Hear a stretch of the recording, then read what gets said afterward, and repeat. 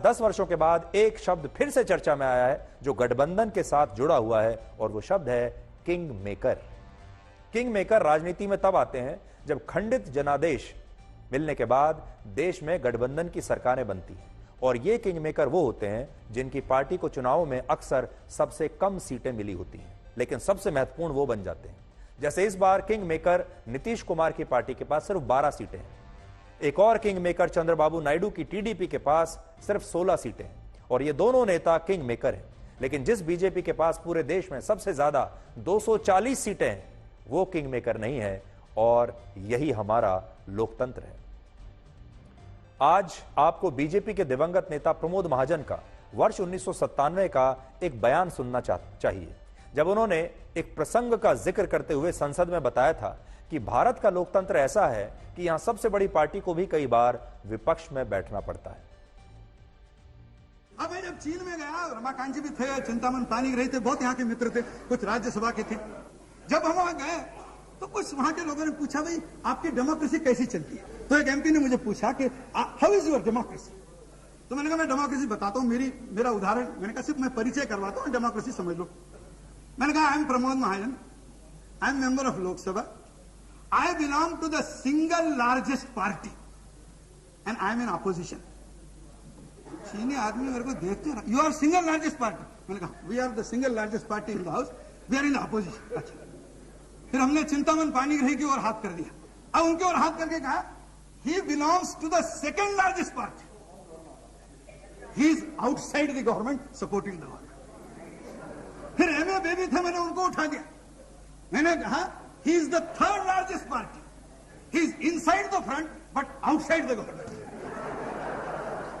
और फिर मैंने कहा he is mister Ramakant Khalap, he is the only member of his party and he is the government.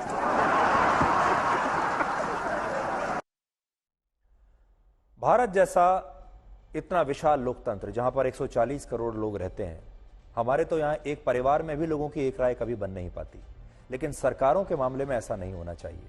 और देश के लोगों ने इतने वर्षों के बाद एक बार फिर दोबारा जो एक खंडित जनादेश दिया है, एक गठबंधन सरकार का जो जनादेश दिया है, ये देश के लिए शायद अच्छा नहीं होगा। आप भी, मुझे लगता है कि मेरी बात से जरूर सहमत होंगे।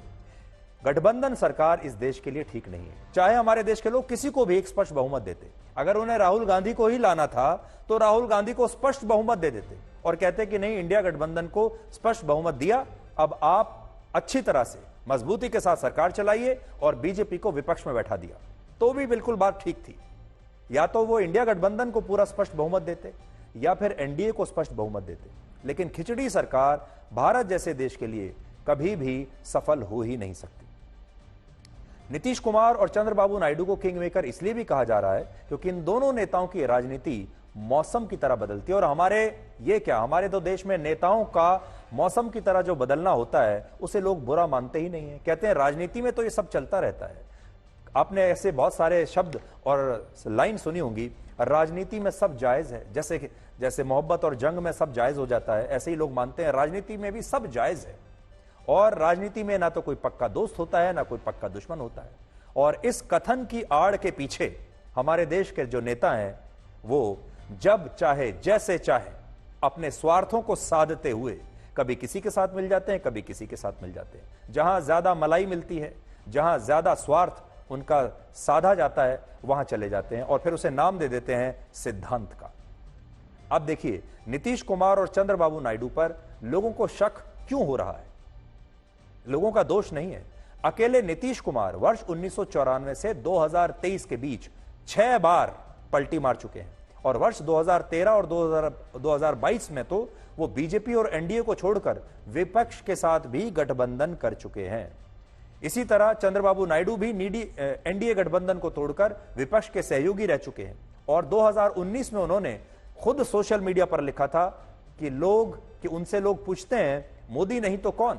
मैं ऐसे लोगों को बताना चाहता हूं कि इस देश के लोग अपना प्रधानमंत्री चुनने के लिए सक्षम हैं, और अगर देश के लोग लोकतंत्र, संविधान, चुनाव और भारत की एकता और अखंडता को बचाने के लिए आगे आएंगे तो वो मोदी को कभी नहीं चुनेंगे। ये भाषा मेरी नहीं है, ये चंद्रबाबू नायडू की भाषा है 2019 की। जरा एक बार बड़े स्क्रीन पर उनका पुराना ट्वीट देख लीजिए। इसलिए कोई उन पर भरोसा करे भी तो कैसे करें। आज इन दो तस्वीरों में आप नीतीश कुमार और चंद्रबाबू नायडू की पूरी कहानी को समझ जाएंगे, जिसमें एक तरफ मोदी को हटाने के लिए चंद्रबाबू नायडू 2019 में विपक्षी नेताओं को एकजुट कर रहे थे और दूसरी तस्वीर में नीतीश कुमार इसी साल, सोचिए पुरानी बात नहीं है, इसी साल जनवरी महीने तक मोदी को हटाने के लिए इंडिया गठबंधन को एकजुट कर रहे थे। ये दोनों तस्वीरें आप ध्यान से देख लीजिए।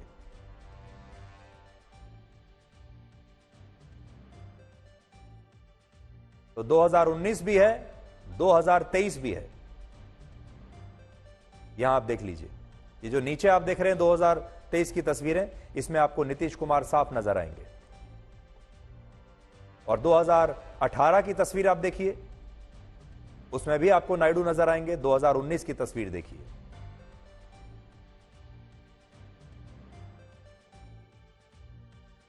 तो ये दो नेता जो एक समय में विपक्ष को इकट्ठा कर रहे थे ताकि मोदी को हटाया जा सके, आज इनका इतना बड़ा हृदय परिवर्तन कैसे हुआ अच्छी बात है, इससे देश को एक अच्छी मजबूत सरकार मिल सकती है। लेकिन कितने दिनों तक, इन दोनों नेताओं पर कितने दिनों तक आप विश्वास कर सकते हैं और अपने समर्थन के लिए ये प्रधानमंत्री मोदी से कितना हार्ड बार्गेन करेंगे, ये बदले में क्या क्या चाहेंगे, कितने मंत्रालय चाहेंगे, कितने पद चाहेंगे और न जाने कितने वादे उनसे लिखवा कर ले लेंगे, ये अभी सोचने वाली बात है। और जब इन्हें वो मंत्रालय, इनके मनपसंद मंत्रालय दे दिए जाएंगे, उसके बाद ये उन मंत्रालयों को कैसे चलाएंगे, अपनी मर्जी से चलाएंगे या फिर ऊपर से आदेश लेकर चलाएंगे।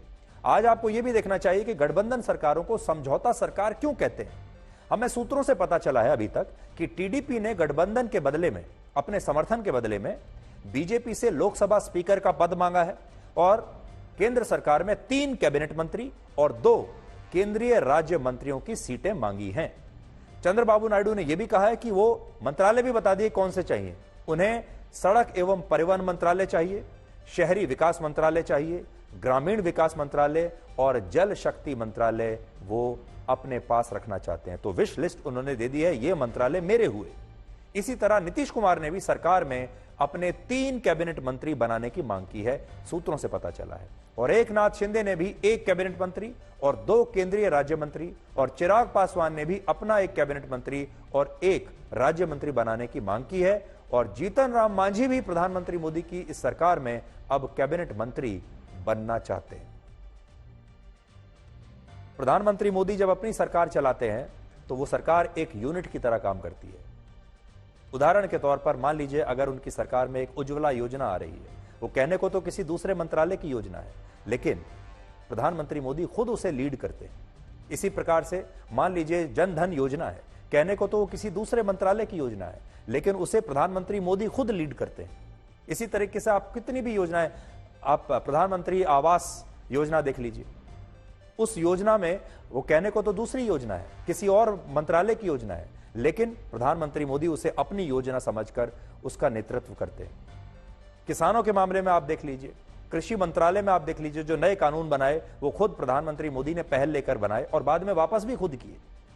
लेकिन अगर इस बार ये मंत्रालय अगर उनके किसी घटक दल के पास होंगे तो क्या वो ऐसा चाहेगा या नहीं, ये देखने वाली बात होगी।